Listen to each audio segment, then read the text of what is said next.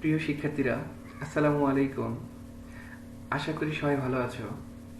তোমাদের দোয়া ও ভালোবাসায় আমিও ভালো আছি। আজকে আমরা বাংলা দ্বিতীয় পত্রের বানান নিয়ে কথা বলবো, অর্থাৎ 2 নম্বর প্রশ্ন। ইতোমধ্যে আমরা 1 নম্বর প্রশ্ন উচ্চারণের ক্লাসগুলো শেষ করে ফেলেছি।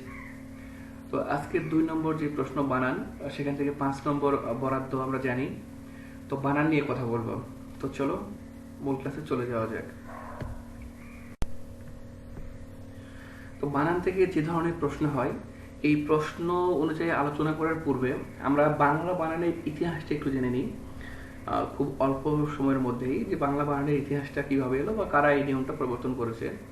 তো আমরা জানি বাংলা সাহিত্য শুরু হয়েছিল চর্যাপদ থেকে, অর্থাৎ চর্যাপদ থেকে শুরু করে 1800 সাল পর্যন্ত। 1800 সালের পর্যন্ত এই সময় কোনো গদ্য সাহিত্য ছিল না।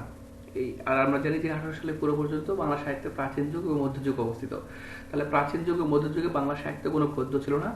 বাংলা সাহিত্যে গদ্য এসেছে 1800 সালের পর। ফোর্ট উইলিয়াম কলেজের মাধ্যমে বাংলা সাহিত্যের গদ্যের সংযোজন হয়, এটা আমরা জানি। তো এই যখন বাংলা গদ্য সাহিত্য শুরু হলো, তখন থেকে বানানের বিষয়ে পণ্ডিতদের টনক নড়ে। বাংলা বানানের একটা নিয়ম থাকা দরকার এবং সবাই একই নিয়মে বানান লেখা দরকার। তো তবুও তখনও কোনো নিয়ম প্রবর্তন করা হয়নি। গদ্য সাহিত্যের 19 সালে বাংলা সাহিত্যের কোনো বাংলা বানানের কোনো নিয়ম চালু করা হয়নি। 1926 সালে এসে বাংলা বানানের একটা নিয়ম বের করে বিশ্বভারতী, এবং এরপরে কলিকাতা বিশ্ববিদ্যালয় বা কলকাতা বিশ্ববিদ্যালয় 1936 সালে বাংলা বানানের একটা নিয়ম প্রবর্তন করে দেন। এবং এই যে বাংলা বানানের নিয়ম প্রবর্তন করলো কলকাতা বিশ্ববিদ্যালয়, এই বানানের নিয়মটা অনেকেই সে সময়ের যারা বাংলা ভাষা লেখালেখি করতেন বা পণ্ডিত ছিলেন তারা অনেকেই সমর্থন করেননি। তবে যখন রবীন্দ্রনাথ ঠাকুর এবং শরৎচন্দ্র চট্টোপাধ্যায় এই কলকাতা বিশ্ববিদ্যালয়ের বানান নীতিকে সমর্থন করলেন, তখন দেখা যায় যে অন্যান্য পণ্ডিতরা তারাও কলকাতা বিশ্ববিদ্যালয়ের যে বাংলা বানানের নিয়ম সেটাকে তারা গুরুত্ব দিল এবং সবাই সেটা অনুসরণ করার চেষ্টা করতে লাগলো। তো তাহলে ভারতবর্ষে তোমার কলকাতা বিশ্ববিদ্যালয় বাংলা বানানের নিয়ম প্রবর্তন করেছে 1936 সালে। সেটা সমর্থন করেছিল রবীন্দ্রনাথ ঠাকুর এবং শরৎচন্দ্র চট্টোপাধ্যায়। তো স্বাধীন বাংলাদেশে যখন দেশ স্বাধীন হয় আমাদের, তো আমাদের এখানে যখন শিক্ষা কমিশন গঠন করা হয় 1974 সালে, সেই শিক্ষা কমিশন এবং 1976 সালে NCTB, national curriculum and text book board, তো এনসিটিবি এবং শিক্ষা কমিশন তারাও তাগিদ অনুভব করলেন যে বাংলা বানানের একটা নিয়ম থাকা দরকার। তো এই লক্ষ্যে এবং এই চিন্তাধারা থেকেই 1988 সালে ডক্টর আনিসুজ্জামান স্যারের নেতৃত্বে বাংলা টেক্সট বুক বোর্ড, যেটা এনসিটিবি, তারা একটা বানান নীতি প্রবর্তন করে দিল 1988 সালে। বাংলাদেশের প্রথম বানান নীতি প্রবর্তন করলো এনসিটিবি 1988 সালে। এবং এরপরে 1992 সালে বাংলা একাডেমি আর একটা বানান নীতি প্রবর্তন করেন। আর সর্বজনীনভাবে এটাই হচ্ছে তোমার স্বীকৃত বা গৃহীত, অর্থাৎ বাংলাদেশের যে বানানগুলো লেখা হয় বা যেটা অনুসরণ করা হয় সেটা বাংলা একাডেমিরই প্রবর্তিত নিয়ম। অর্থাৎ বাংলা একাডেমি 1992 সালে যে বানান নীতি প্রবর্তন করেছিল সেটা বাংলাদেশে অনুসরণ করা হয়। এবং 1992 সালের পরবর্তীতে বাংলা একাডেমির যে বানান নীতি সেটা কিছুটা পরিবর্তন করা হয়। 2000 সালে কিছু সংশোধন করা হয়, তারপরে 2012 সালে সংশোধন করা হয়। তো তবে যাই হোক, যে বাংলা একাডেমির যে বানান নীতিটা প্রবর্তন করেছিল আমরা সেটা অনুসরণ করি, অর্থাৎ আমরা বর্তমান যে বানানগুলো লিখি এসবই হচ্ছে বাংলা একাডেমি প্রবর্তিত। তো 1 নম্বর প্রশ্নের মতো 2 নম্বর প্রশ্নেও, অর্থাৎ বানান থেকে যে প্রশ্ন করা হবে সেখানেও ক নম্বর প্রশ্ন অথবা দিয়ে বিকল্প হিসেবে খ নম্বর প্রশ্ন থাকবে। অর্থাৎ 1 নম্বর প্রশ্নের যে প্যাটার্ন বা ধরন, 2 নম্বর প্রশ্নের ধরন একই থাকবে।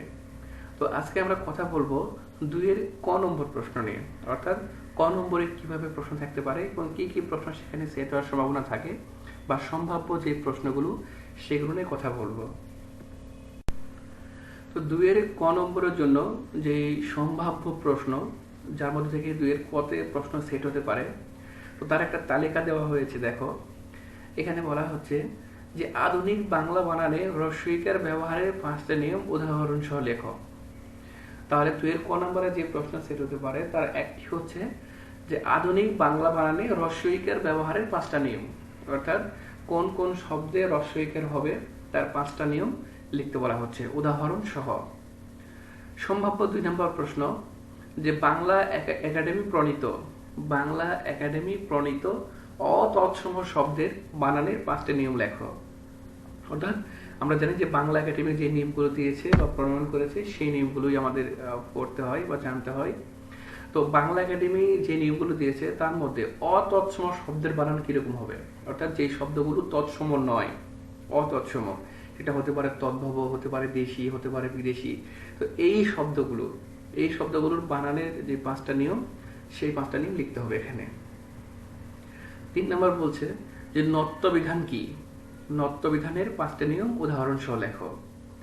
আর 4 নম্বর বলছে যে সত্যবিধান কি, সত্যবিধানের 5টা নিয়ম উদাহরণ সহ লেখো।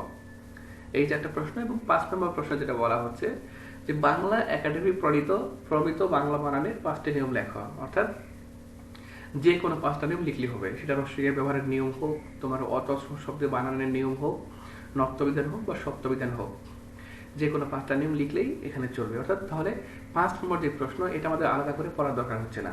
যদি আমরা প্রথম 4টা প্রশ্ন ভালো করে পড়ি বা জানি বা শিখি, তাহলে 5 নম্বর প্রশ্ন আমরা এমনিতেই পারবো।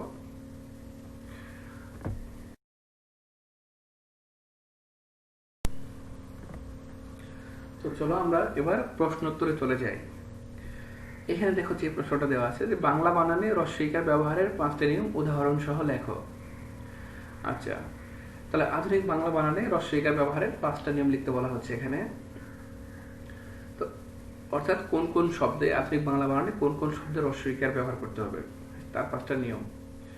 1 নম্বর নিয়ম দেখো, বলা হচ্ছে যে যেসব তৎসম শব্দে রস্বইকার এবং দীর্ঘইকার উভয়ই শুদ্ধ, সেসব শব্দে রস্বইকার হবে।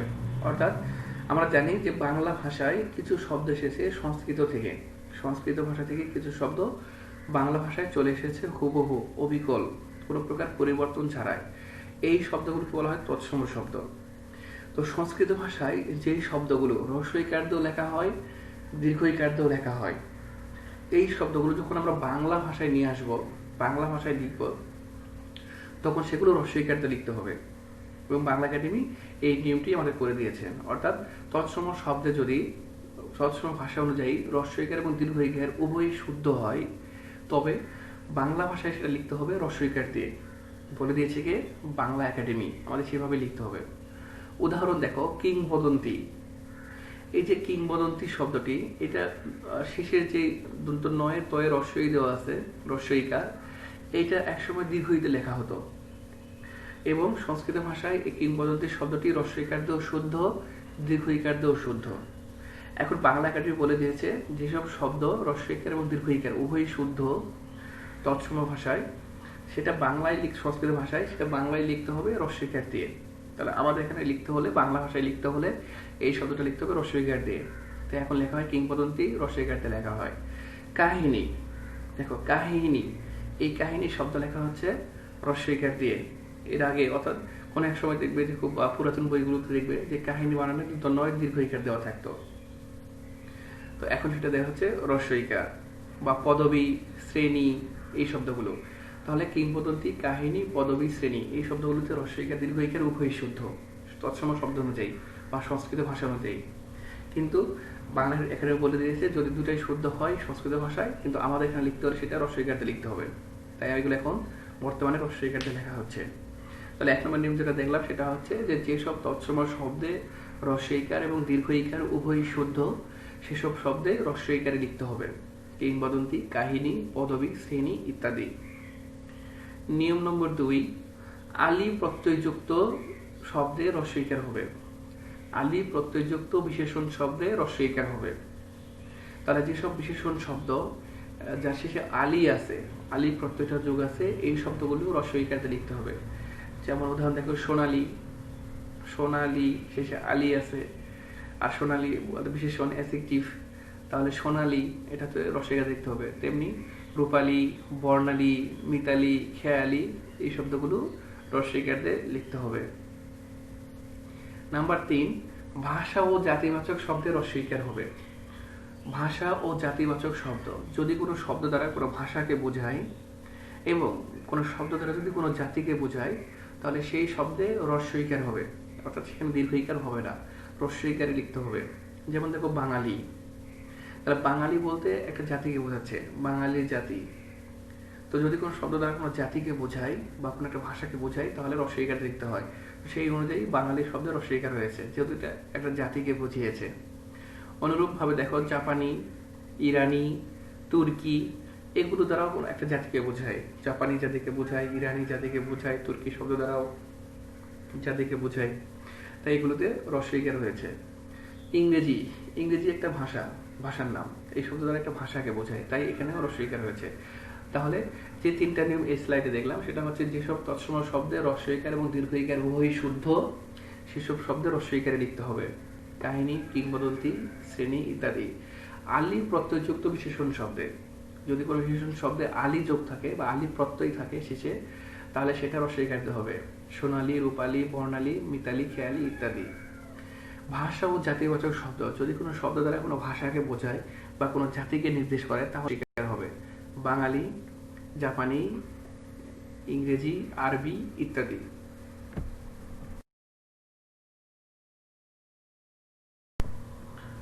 4 নম্বর নিয়ম যেটা বলছে যে বাংলা ক্রিয়াবাচক শব্দে হ্রস্বইকার হবে। তাহলে বাংলা ক্রিয়াবাচক শব্দে, ক্রিয়াবাচক শব্দ আমরা বুঝি যে যেই শব্দগুলো দ্বারা কোনো কাজ করা বোঝায়, তাহলে সেগুলো হচ্ছে ক্রিয়াবাচক শব্দ। তাহলে বাংলা যে ক্রিয়াবাচক যে শব্দগুলো যেগুলো দ্বারা কোনো কাজ করা বোঝায়, তো এই শব্দগুলোকে হ্রস্বইকার হবে, এখানে দীর্ঘইকার ব্যবহার করা যাবে না। যেমন দেখি, দেখা একটা কাজ, এটা ক্রিয়াপদ বা ক্রিয়াবাচক শব্দ, তো এইখানে হ্রস্বইকার ব্যবহার করতে হবে, দেখি। অনুরূপভাবে শুনি, পড়ি, লেখি, বলি, করি, ধরি প্রভৃতি। তাহলে বাংলা যে ক্রিয়াপদ বা ক্রিয়াবাচক শব্দ এখানে হ্রস্বইকার হবে। 5 নম্বর নিয়ম, সকল অতৎসম শব্দে, সকল অতৎসম শব্দেই হ্রস্বইকার হবে। অর্থাৎ যেই শব্দগুলো তৎসম নয়, তৎসম নয়, অতৎসম। অতৎসম মানে কি? অতৎসম মানে হচ্ছে যেগুলো তৎসম নয়। এটা হতে পারে, আমি বলছিলাম যে দেশি হতে পারে, খাঁটি বাংলা হতে পারে, এটা দেশি শব্দ হতে পারে, এটা বিদেশি শব্দ হতে পারে। তো এই শব্দগুলো, এই শব্দগুলোতে সবসময় হ্রস্বইকার ব্যবহার করতে হবে। আচ্ছা, যেমন দেখো পাখি, পাখি শব্দটা হচ্ছে তোমার হচ্ছে তৎসম শব্দ নয়, এটা হলো তদ্ভব শব্দ। তাহলে এখানে হ্রস্বইকার লিখতে হবে। তো এই পাখি শব্দ যদি আমরা পক্ষী লিখি, পক্ষী, তাহলে পক্ষী হচ্ছে তোমার তৎসম শব্দ বা সংস্কৃত শব্দ, তাহলে সেখানে কিন্তু দীর্ঘইকারটা লিখতে হবে। কিন্তু যখন পাখি লিখবো তখন সেটা হ্রস্বইকারটা লিখতে হচ্ছে। তেমনি হাতি, দিঘি, শাড়ি, এই শব্দগুলো যেহেতু তৎসম শব্দ নয়, এগুলো অতৎসম শব্দ, তাই এখানে হ্রস্বইকার লিখতে হবে। তাহলে সকল অতৎসম শব্দ, সকল অতৎসম শব্দেই হ্রস্বইকার হবে। আচ্ছা, 6 নম্বর যেটা বলছে যে স্ত্রীবাচক অতৎসম শব্দের হ্রস্বইকার হয়। তাহলে স্ত্রীবাচক শব্দ যদি হয় অতৎসম, তাহলে সেখানেও হ্রস্বইকার হবে। মামি, চাচি, দাদি, নানি, ভাবি ইত্যাদি। আচ্ছা, এরপর দেখো 7 নম্বর যেটা বলছে যে অব্যয় পদরূপে হ্রস্বইকার দিয়ে কি শব্দটি লিখতে হবে। আচ্ছা, এটা একটু বোঝার বিষয় আছে যে অব্যয় পদরূপে হ্রস্বইকার দিয়ে কি শব্দটি লিখতে হবে। এখানে যেটা বলছে যে কি, এই শব্দটা কি, এই কি শব্দটি যদি অব্যয় পদ হিসেবে ব্যবহার করা হয়, অব্যয় পদ হিসেবে ব্যবহার করা হয় তাহলে এটা হ্রস্বইকার লিখতে হবে। যদি অব্যয় পদ না হয়ে অন্য কোনো পদরূপে ব্যবহার হয় তাহলে সেটা দীর্ঘইতে লিখতে হবে। আচ্ছা, এটা শুধু এইটুকু মনে রাখো যে অব্যয় পদরূপে হ্রস্বইকার দিয়ে কি শব্দ লিখতে হবে, বা সহজ করে লিখতে পারো কি শব্দটি যদি অব্যয় পদ হিসেবে ব্যবহার করা হয় তাহলে এটা হ্রস্বইকার দিয়ে লিখতে হয়। আচ্ছা, এটা ব্যাখ্যা আমি পরের স্লাইডে দিচ্ছি। এই 7 নম্বর যে সূত্র বা এটার ব্যাখ্যাটা তোমাকে সহজ করে বুঝিয়ে দিচ্ছি পরের স্লাইডে। এখানে উদাহরণ দেওয়া আছে, সে কি এসেছিল। এখানে কিটা দেখো অব্যয় পদ হিসেবে ব্যবহার করা হয়েছে। সে কি এসেছিল, তুমিও কি যাবে। তাহলে এখানে কি শব্দটা যেহেতু অব্যয় পদ হিসেবে ব্যবহার করা হয়েছে তাই এটা হ্রস্বইকার দিয়ে লেখা হয়েছে। আচ্ছা, আমরা জানি এখানে অনেকেই বিষয়টা ক্লিয়ার নয়, যে অনেকে হয়তো অব্যয় পদে বোঝে না যে অব্যয় পদটা কি জিনিস, বা এটার আরো বিস্তারিত ব্যাখ্যা আমি পরের স্লাইডে দিয়ে দিচ্ছি। আচ্ছা, এখানে 7 নম্বর যে সূত্র সেটা একটু ব্যাখ্যা করার আছে। এখানে বলা হচ্ছে যে কি শব্দটি যদি অব্যয় পদ হিসেবে লেখা হয় তাহলে রস্বইকার দিয়ে লিখতে হবে, এবং সেটা যদি সর্বনাম অথবা বিশেষণ পদরূপে লেখা হয় তাহলে দীর্ঘইতে লিখতে হবে। তো আমরা জানি যে কি শব্দটি দুইভাবে লেখা হয়, কখনো রস্বইকার দিয়ে লেখা হয়, কখনো দীর্ঘইকার দিয়ে লেখা হয়। হয়তো আমাদের মনে অনেকের মনে দ্বিধা আছে যে কখন রস্বই হবে এবং কখন দীর্ঘই হবে। আচ্ছা, তো এই প্রশ্নের উত্তরটা সহজ করে শেখানো হয় যেভাবে, যদিও সেটা একেবারে শুদ্ধ নিয়ম নয়, তবে সহজে বোঝানোর স্বার্থে এভাবে বোঝানো হয় যে যদি কি শব্দটির কি প্রশ্নটির উত্তর হ্যাঁ অথবা না দিয়ে দেওয়া যায় তাহলে সেটা রস্বইকার হবে, এবং এই কি প্রশ্নের উত্তর যদি হ্যাঁ অথবা না দিয়ে না দেওয়া যায়, এর উত্তরও যদি কিছু বলতে হয় তাহলে দীর্ঘইকার হবে। যেমন দেখো, তুমি কি যাবে, এই প্রশ্নের উত্তর আমি হ্যাঁ অথবা না দিয়ে দিতে পারি। তুমি কি যাবে, হ্যাঁ। তুমি কি যাবে, না। তাহলে হ্যাঁ অথবা না দিয়ে এই প্রশ্নের উত্তর দেওয়া সম্ভব। তাহলে এখানে কয়ে রস্বই হবে। আবার দেখো পরবর্তী যে বাক্যটা দেওয়া আছে, তোমার নাম কি, হ্যাঁ, উত্তর হচ্ছে না। তোমার নাম কি, না। তো এখানে হ্যাঁ অথবা না দিয়ে উত্তর দেওয়া সম্ভব না, এখানে তোমার নাম বলতে হবে অথবা কিছু একটা বলতে হবে। তার মানে এখানে যেহেতু হ্যাঁ অথবা না দিয়ে উত্তর দেওয়া সম্ভব নয়, তাই এই কির বানানটা হবে দীর্ঘইকার দিয়ে। আচ্ছা, এটা হয়ে গেল আমাদের প্রাথমিক শিখন। যদি আমরা আরো গভীরে শিখতে চাই তাহলে আমাদের শিখতে হবে এভাবে যে অব্যয় পদ হিসেবে যদি কি শব্দটি ব্যবহৃত হয় তাহলে রস্বইকার, এবং সর্বনাম অথবা বিশেষণ হিসেবে ব্যবহার হলে সেটা দীর্ঘইকার। এখন দেখো একটা বাক্য দেওয়া আছে, সে কি এসেছিল। এখানে কি শব্দটি অব্যয় পদ হিসেবে ব্যবহৃত হয়েছে। এখন অব্যয় পদ বলতে কি বোঝায়? আমরা জানি যে শব্দগুলো লিঙ্গান্তর হয় না, যেগুলোর এক বচন বহু বচন হয় না, সেগুলি হচ্ছে অব্যয়। আর সহজ করে দেখো, কি শব্দটি যেহেতু বিশেষণের মধ্যে পড়ে না এই বাক্যে, সর্বনাম নয়, বিশেষ্য নয়, ক্রিয়াও নয়, তার মানে এটা অব্যয়। তো যেহেতু এই কি শব্দটা এখানে অব্যয় হিসেবে ব্যবহৃত হয়েছে তাই এটা রস্বইকার দিয়ে লিখতে হবে। আচ্ছা, পরের যে কি দীর্ঘইকার দিয়ে, এটা যদি সর্বনাম অথবা বিশেষণ হয় তবে সেক্ষেত্রেই দীর্ঘইকার। যেমন দেখো, তোমার নাম কি, এখানে কি শব্দটি সর্বনাম। কেন সর্বনাম? এখন দেখো, সর্বনাম বলতে আমরা কি বুঝি? বিশেষ্যের পরিবর্তে যেই শব্দগুলো ব্যবহৃত হয় সেগুলি সর্বনাম, বা কোনো নামের পরিবর্তে। এখন দেখো, তোমার নাম কি, ধরো তোমার নাম সাজু, তাহলে এখানে কিন্তু সাজু এই নামের পরিবর্তে এখানে কি শব্দটা এসেছে, তোমার নাম কি, সাজু। তাহলে সাজুকে আমরা তুলে দিয়ে এটাকে প্রশ্ন করার জন্য সাজুর পরিবর্তে কি নিয়ে আসছি, জাস্ট বাক্যটিকে প্রশ্নবোধক করার জন্য। তাহলে এই কি শব্দটি যেহেতু কোনো একটা নামের পরিবর্তে আসছে তাই এটা হলো সর্বনাম। এই কারণে কি বানানটা দীর্ঘইকার দিয়ে লেখা হচ্ছে এখানে, যেহেতু সাজু নামের পরিবর্তে এখানে কি শব্দ এসেছে, নামের পরিবর্তে এসেছে, তাই এটা সর্বনাম। পরের বাক্য দেখো, তুমি কি করো। তো তুমি কি করো মানে সে কিন্তু বা তুমি যে কোনো একটা কাজ করছিলে, তো সেই কাজটাকে উঠিয়ে দিয়ে সেই কাজের পরিবর্তে এই বাক্যটিকে প্রশ্নবোধক করার জন্য কাজের পরিবর্তে কি আনা হয়েছে। তুমি কি করো, তাহলে তুমি একটা কাজ করো, সেই কাজের নামের পরিবর্তে এখানে কি আসছে। তো যেহেতু কাজের নামের পরিবর্তে এখানে কি আসছে, কোনো নামের পরিবর্তে, তাই এটা সর্বনাম। কিটা এখানে সর্বনাম। আচ্ছা, পরেরটা দেখো, কি সুন্দর পাখি। এই বাক্যে কিটা ব্যবহৃত হয়েছে বিশেষণ পদ হিসেবে, যার কারণে এটা হলো দীর্ঘই। এখন কি কিভাবে বিশেষণ হয় দেখো, কি সুন্দর পাখি। তো এখানে সুন্দরটা মূলত বিশেষণ, তাই তো, সুন্দর পাখি, কেমন পাখি, সুন্দর পাখি। তো এই সুন্দরটা বিশেষণ, এবং এই কিটা হলো এই বিশেষণের বিশেষণ। কি সুন্দর, কি সুন্দর পাখি, মানে সুন্দরেরও মাত্রা বোঝাচ্ছে কি দ্বারা, মানে অনেক সুন্দর, কি সুন্দর পাখি। তাহলে কিটা হলো এখানে বিশেষণের বিশেষণ। যেমন দেখো, সে ভালো ছেলে, ভালো বিশেষণ, তাই তো, ভালো ছেলে। এখন যদি বলা হয় সে অতি ভালো ছেলে, তাহলে অতিটা হলো অতি ভালো, মানে ভালোর চেয়েও মাত্রা বেশি, অতি ভালো। এই অতিটা হলো বিশেষণের বিশেষণ।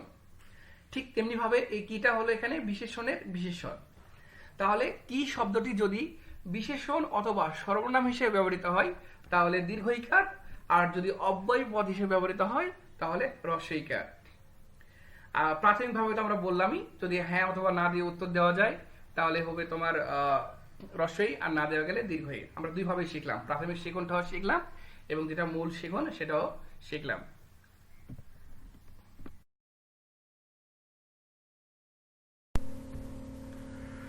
পরবর্তী যে প্রশ্নটি সেটা হচ্ছে যে বাংলা একাডেমি প্রণীত অতৎসম শব্দের বানানের 5টি নিয়ম লেখো। অর্থাৎ বাংলা একাডেমি প্রণীত মানে যেটা যারা যে নিয়মটা দিয়েছে, প্রণয়ন করেছে, তাহলে বাংলা একাডেমি প্রণীত অতৎসম শব্দের বানানের 5টি নিয়ম লেখো। তো আমরা জানি বাংলা শব্দগুলোকে উৎসগতভাবে, অর্থাৎ বাংলা ভাষার যে শব্দগুলি এগুলো কোথায় থেকে আসছে, সোর্স কোথায়, উৎস কোথায়, এই উৎসগত দিক থেকে 5 ভাগে ভাগ করা হয়েছে। একটা হচ্ছে তৎসম, যেগুলো সংস্কৃত থেকে এসেছে সেগুলো তৎসম। তারপরে হচ্ছে অর্ধ তৎসম, যেগুলো সংস্কৃত থেকে এসেছে কিন্তু একটু পরিবর্তন হয়ে, একটু উচ্চারণগত পরিবর্তন হয়ে এসেছে, সেগুলো হচ্ছে অর্ধ তৎসম। তদ্ভব, যেগুলো অনেক পরিবর্তন হয়ে এসেছে সেগুলো হচ্ছে তদ্ভব। আর এই তদ্ভব শব্দগুলোকে খাঁটি বাংলা শব্দ বলা হয়। তারপর হচ্ছে দেশি শব্দ, যেগুলো আগে থেকেই ছিল, এবং বিদেশি, যেগুলো অন্য ভাষা থেকে এসেছে। তৎসম ছাড়া অন্য ভাষা থেকে, আরবি, ইংরেজি বা পর্তুগিজ, অন্য ভাষা থেকে যে শব্দগুলো এসেছে এগুলোকে বলা হচ্ছে বিদেশি। তাহলে এই তৎসম শব্দগুলো ছাড়া বাকি যে 4 প্রকারের শব্দ, এই শব্দগুলোকে বলা হচ্ছে অতৎসম শব্দ। তাহলে এই অতৎসম শব্দ বানানের নিয়মটা কেমন হবে সেটা বলছে যে বাংলা একাডেমি প্রণীত অতৎসম শব্দের বানানটা কেমন হবে তার 5টা নিয়ম আমাকে লিখতে হবে বা লিখতে বলা হচ্ছে এখানে। আচ্ছা, তো দেখি আমরা 5টা নিয়ম আলোচনা করি। তো 1 নম্বর নিয়ম যেটা বলছে এখানে যে সকল অতৎসম শব্দের বানানে হ্রস্ব ইকার হবে। এটা আমরা আগেও পড়ে এসেছি, হ্রস্ব ইকার ব্যবহারের নিয়ম পড়তে গিয়ে এটা আমরা পড়েছি যে সকল অতৎসম শব্দের বানানে হ্রস্ব ইকার হবে। অর্থাৎ যদি শব্দটি তৎসম না হয় তাহলে সেখানে হ্রস্ব ইকার লিখতে হবে। যেমন কাহিনী, বাঙালি, আসামি, সরকারি, এগুলো। তাহলে সকল অতৎসম শব্দের তোমার হচ্ছে হ্রস্ব ইকার হবে। আচ্ছা, বাঙালি, আসামি, সরকারি ইত্যাদি। 2 নম্বর কি বলছে দেখো, সকল অতৎসম শব্দের বানানে হ্রস্ব উকার হবে। তাহলে অতৎসম শব্দে যেমন হ্রস্ব ইকার হবে তেমনি অতৎসম শব্দের বানানে হ্রস্ব উকার হবে। কুলা, চুন, মূলা, খুশি ইত্যাদি। 3 নম্বর বলছে যে অতৎসম শব্দের বানানে মূর্ধন্য ব্যবহার করা যাবে না। তাহলে অতৎসম যে শব্দগুলো, এই শব্দগুলোতে কখনোই মূর্ধন্য ব্যবহার করা যাবে না, কারণ মূর্ধন্য ব্যবহার করা হয় শুধুমাত্র তৎসম শব্দের ক্ষেত্রে। তৎসম শব্দে দন্তন্য এবং মূর্ধন্য দুটাই আছে, কিন্তু অতৎসম শব্দে মূর্ধন্য ব্যবহার করা যাবে না। যেমন গভর্নর, এটা ইংরেজি শব্দ, অতৎসম, তাহলে এখানে মূর্ধন্য হবে না। ঝর্ণা, রানী, কোরআন ইত্যাদি। তাহলে যে আমরা দেখলাম এই স্লাইডে অতৎসম শব্দের ক্ষেত্রে সবসময় হ্রস্ব ইকার হবে, অতৎসম শব্দের ক্ষেত্রে সবসময় হ্রস্ব উকার হবে, অতৎসম শব্দের বানানে মূর্ধন্য ব্যবহার করা যাবে না।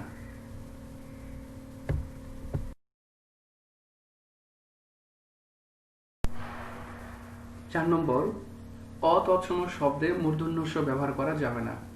তাহলে আমরা এর আগে দেখেছি যে অতৎসম শব্দে মূর্ধন্য ব্যবহার করা যায় না, তেমনি অতৎসম শব্দে মূর্ধন্য স ব্যবহার করা যাবে না। যেমন পোশাক একটা বিদেশি শব্দ, তাহলে বিদেশি শব্দ হয়, আর এবং যেহেতু এটা অতৎসম তাই এখানে মূর্ধন্য স ব্যবহার করা যাবে না। অনেকেই পোশাক শব্দ মূর্ধন্য স দিয়ে লিখে বা লিখতো এক সময়, যেটা ভুল ছিল। তাহলে পোশাক বর্ণে মূর্ধন্য স ব্যবহার করা যাবে না বা অতৎসম শব্দগুলোতে। বেহেস্ত এটা বিদেশি শব্দ, শার্ট ইংরেজি শব্দ, বিদেশি। স্টোর বানান থেকে অনেক দোকানে মূর্ধন্য স দিয়ে লেখা থাকে, যেটা ভুল। স্টেশন ইত্যাদি। তাহলে অতৎসম শব্দগুলোতে মূর্ধন্য স ব্যবহার করা যাবে না। 5 নম্বর বলছে যে হর্ষ চিহ্ন যথাসম্ভব বর্জিত হবে। তো শব্দের নিচে সাধারণত যে শব্দগুলো হলন্ত ধ্বনি বা যেই বর্ণগুলোর নিচে উচ্চারণ হয় না সেগুলোকে আসলে হর্ষ চিহ্ন দিতে হয়। তো এই নিয়মটা বলছে যে হর্ষ চিহ্ন যথাসম্ভব বর্জিত হবে, অর্থাৎ হসন্ত চিহ্ন বা হর্ষ চিহ্নটা চেষ্টা করতে হবে না দেওয়া। বাংলা একাডেমি বলেছে যে হর্ষ চিহ্ন না দেওয়ার চেষ্টা করতে হবে যদি অর্থ বদলে যাওয়ার সম্ভাবনা থাকে, আশঙ্কা থাকে। যদি মনে করি হসন্ত চিহ্ন না দিলে শব্দের অর্থটা বদলে যাবে, ভিন্ন শব্দ হবে, তাহলে সেক্ষেত্রে হর্ষ চিহ্ন দেওয়া যাবে, কিন্তু চেষ্টা করতে হবে হর্ষ চিহ্ন না দেওয়ার, হর্ষ চিহ্ন বা হসন্ত চিহ্নটা বর্জন করতে হবে। যেমন দেখো টক, এই টক শব্দে ক কিন্তু কয়ের সঙ্গে আমরা অ উচ্চারণ করছি না, তাহলে টক, আমরা টকও বলছি না, টক টক, তাহলে এই কয়ের নিচে একটা হসন্ত হওয়ার কথা, কারণ যে শব্দে অ উচ্চারণ হয় না তার নিচে হসন্ত দিতে হয়, কিন্তু বাংলা এখানে বলে দিয়েছে হসন্ত চিহ্ন না দিতে। কারণ একটা হসন্ত চিহ্ন দিলেও আমরা টক উচ্চারণ করব, না দিলেও টকে উচ্চারণ করব, কারণ অন্য টক উচ্চারণ করার সুযোগ নেই, বা সেই ওই শব্দ টক বলে কোনো শব্দ নেই। তো যার কারণে যেগুলোতে হসন্ত না দিলে সমস্যা নেই, অর্থ বিভ্রান্তি হবে না, সেগুলোকে হর্ষ চিহ্ন দেওয়ার দরকার নেই। বাংলা একাডেমি কি বলে দিয়েছে যে হর্ষ চিহ্ন যথাসম্ভব বর্জন করতে হবে, বাদ দিতে হবে, হর্ষ চিহ্ন দেওয়ার দরকার নেই। কিছু কিছু শব্দে যেগুলোতে দরকার সেগুলো দিতে হবে, টাক, ডিশ, শখ, বক ইত্যাদি, এই শব্দগুলোতে হর্ষ চিহ্ন দেওয়ার দরকার নেই। এবং 6 নম্বর বলছে যে বিশেষণ পদ সাধারণত পরবর্তী পদের সঙ্গে যুক্ত হবে না। তাহলে বিশেষণ শব্দ অর্থাৎ বিশেষণ পদটি পরবর্তী যে শব্দ তার সঙ্গে যুক্ত হয়ে থাকবে না, অর্থাৎ একসঙ্গে থাকবে না, আলাদা হবে।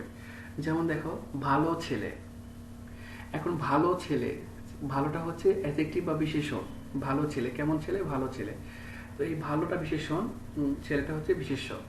তো এই নিয়ম যেটা বলছে যে বিশেষণ শব্দ পরবর্তী শব্দের সঙ্গে অর্থাৎ বিশেষের সঙ্গে একসঙ্গে যুক্ত হবে না, ভালো ছেলেটা আলাদা আলাদা লিখতে হবে, ভালোটা আলাদা থাকবে, ছেলেটা আলাদা থাকবে। তো ভালো ছেলে যদি কেউ একসঙ্গে লেখে তাহলে ভুল। অনুরূপভাবে দেখো লাল পদ্ম, নীল আকাশ, ভালো ছেলে যেটা বলছিলাম আগেই, ভালো মেয়ে ইত্যাদি, তাহলে বিশেষণ পদ পরবর্তী শব্দের সঙ্গে যুক্ত হবে না, আলাদা লিখতে হবে। তো এই গেল 6টা নিয়ম। তাহলে আমরা এতক্ষণ বাংলা বানানে, আধুনিক বাংলা বানানে রস্বইকার ব্যবহারের 5টা নিয়ম দেখলাম। 5টা নিয়মের জায়গায় আমরা 7টা নিয়ম পড়েছি, 2টা বেশি পড়েছি, যাতে আমরা 2-1টা ভুলে গেলেও সমস্যা না হয় পরীক্ষার খাতায় লিখতে। আর পরবর্তী যে প্রশ্ন অতৎসম শব্দের বানানের নিয়ম, সেখানে 5টা নিয়মের জায়গায় আমরা 6টা নিয়ম পড়েছি। তো এই 2টা প্রশ্ন আজকে আমাদের এইটুকুই থাক। এই 2টা প্রশ্ন আমরা আজকে সলভ করলাম। একটা হচ্ছে বাংলা আধুনিক বাংলা বানানের রস্বইকার ব্যবহারের 5টা নিয়ম, আর একটা হচ্ছে অতৎসম শব্দ বানানের 5টা নিয়ম। তো প্রিয় শিক্ষার্থীরা, চলো আমরা এই 2টি প্রশ্নের উত্তরগুলো আরেকবার স্মরণ করার চেষ্টা করি, দেখি আমরা পারি কিনা। আমরা শুরুতে দেখেছিলাম যে আধুনিক বাংলা বানানে রস্বইকার ব্যবহারের 5টা নিয়ম, অর্থাৎ আধুনিক বাংলা বানানে রস্বইকার ব্যবহারের 5টা নিয়ম লিখো, এই একটা প্রশ্ন ছিল। তো আমরা যে নিয়মগুলো দেখেছি সেগুলো আরেকবার স্মরণ করি। আমরা 1 নম্বর নিয়ম দেখেছিলাম যে যেসব তৎসম শব্দে রস্বইকার এবং দীর্ঘইকার উভয়ই শুদ্ধ, তৎসম শব্দে রস্বইকার এবং দীর্ঘইকার উভয়ই শুদ্ধ, ওই শব্দগুলোতে বাংলায় লিখতে হলে রস্বইকারতে লিখতে হবে। যেমন দেখেছিলাম কিংবদন্তি, কাহিনী, পদবী, শ্রেণী ইত্যাদি। 2 নম্বর নিয়ম দেখেছিলাম রস্বইকার ব্যবহারের, যে আলি প্রত্যয়যুক্ত কোন একটা বিশেষণ শব্দে, তাহলে বিশেষণ শব্দে যদি আলি প্রত্যয় যুক্ত থাকে, শেষে যদি আলি উচ্চারণ হয়, তাহলে সেখানে রস্বইকার হবে। যেমন দেখেছিলাম সোনালী, খেয়ালি, বর্ণালী, রূপালী ইত্যাদি। 3 নম্বর দেখেছিলাম যে যদি কোনো শব্দ দ্বারা কোনো ভাষাকে বোঝায় বা কোনো জাতিকে বোঝায়, অর্থাৎ ভাষাবাচক বা জাতিবাচক শব্দে রস্বইকার হয়, আরবি, ইংরেজি, বাঙালি, তুর্কি, ইরানি ইত্যাদি, পাকিস্তানি ইত্যাদি। 4 নম্বর দেখেছিলাম যে ক্রিয়াবাচক যে শব্দগুলো, বাংলা ভাষায় ক্রিয়াবাচক যে শব্দগুলো, সেগুলোতে রস্বইকার হয়, দেখি, শুনি, পড়ি, লেখি, বলি ইত্যাদি। 5 নম্বর দেখেছিলাম যে সকল অতৎসম শব্দেই তোমার হচ্ছে রস্বইকার হবে, যেমন হচ্ছে দরকারি, সরকারি ইত্যাদি, বা পাখি ইত্যাদি। অতৎসম স্ত্রীবাচক শব্দগুলো যেগুলো অতৎসম, তৎসম নয়, এগুলোতে রস্বইকার হয়, যেমন চাচি, মামি, দাদি, নানি ইত্যাদি। 8 দেখেছিলাম যে কি শব্দটা কি, এই শব্দটি যদি অব্যয় হিসেবে ব্যবহার করা হয় তাহলে সেখানে রস্বইকার দিয়ে লিখতে হবে। তুমি কি যাবে, তুমি কি খাবে ইত্যাদি। তাহলে এই 7টা নিয়ম দেখেছিলাম রস্বইকার ব্যবহারের 7টা নিয়ম। এর মধ্যে থেকে পরীক্ষা আমাকে 5টা লিখলে আমি 5 নম্বর পেয়ে যাচ্ছি, বা আমাকে 5টি লিখতে হবে। আচ্ছা, তোমরা 7টি চেষ্টা করবে, কারণ পরীক্ষা হলে গিয়ে অনেক সময় 2-1টা ভুল হয়ে যায় বা মনে থাকে না, এই জন্য 2-1টা পড়া বেশি পড়া ভালো। পরের যে প্রশ্ন সেটা ছিল যে অতৎসম শব্দের বানানের 5টা নিয়ম লিখতে বলা হয়েছিল। তো সেখানে আমরা দেখেছিলাম 1 নম্বর নিয়ম যে অতৎসম শব্দে রস্বইকার দিয়ে লিখতে হয়, অর্থাৎ সকল অতৎসম শব্দে রস্বইকার হবে, সেখানে দীর্ঘইকার হবে না। যেমন দেখেছিলাম বাঙালি, দেখেছিলাম সরকারি ইত্যাদি। তারপর দেখেছিলাম রস্বউকার, অর্থাৎ অতৎসম শব্দে সকল অতৎসম শব্দে রস্বউকার হবে, এখানে দীর্ঘউকার হবে না, রস্বউকার হবে। কুলা, মূলা, চুলা ইত্যাদি। তারপর দেখেছিলাম সকল অতৎসম শব্দে মূর্ধন্য হবে না, অতৎসম শব্দে মূর্ধন্য হবে না, অর্থাৎ অতৎসম শব্দে মূর্ধন্য ব্যবহার করার সুযোগ নেই, সেখানে দন্তন্য ব্যবহার করতে হবে। যেমন দেখেছিলাম গভর্নর, এটাই বিদেহী শব্দ, অতৎসম, এখানে দন্তন্য ব্যবহার করতে হবে। কোরআন ইত্যাদি। আরেকটা দেখেছিলাম যে সকল অতৎসম শব্দে মূর্ধন্য ব্যবহার করা যাবে না, অর্থাৎ অতৎসম শব্দে মূর্ধন্য ব্যবহার হবে না, স্টেশন, পোশাক ইত্যাদি। তারপর দেখেছিলাম যে তোমার হর্ষ চিহ্ন, অর্থাৎ হর্ষ চিহ্ন যথাসম্ভব বর্জিত হবে, অতৎসম শব্দে হর্ষ চিহ্ন বর্জন করার চেষ্টা করতে হবে, বাদ দিতে হবে, হর্ষ চিহ্ন দেওয়া যাবে না। যদি অর্থ বিভ্রান্তি ঘটার আশঙ্কা না থাকে তাহলে হসন্ত চিহ্ন বা হর্ষ চিহ্ন যথাসম্ভব বর্জন করতে হবে। যেমন বক, টক, শখ ইত্যাদি, এগুলোতে হসন্ত নেই বা দেওয়ার দরকার নেই। আর 6 নম্বর নিয়ম দেখেছিলাম যে বিশেষণ শব্দ পরবর্তী শব্দের সঙ্গে যুক্ত হবে না, বিশেষণ পদ পরবর্তী পদের সঙ্গে যুক্ত হবে না, আলাদা থাকবে। লাল, পদ্ম, ভালো ছেলে, ভালো মেয়ে আলাদা থাকবে। তাহলে এগুলো এই 6টা নিয়ম আমরা দেখেছিলাম।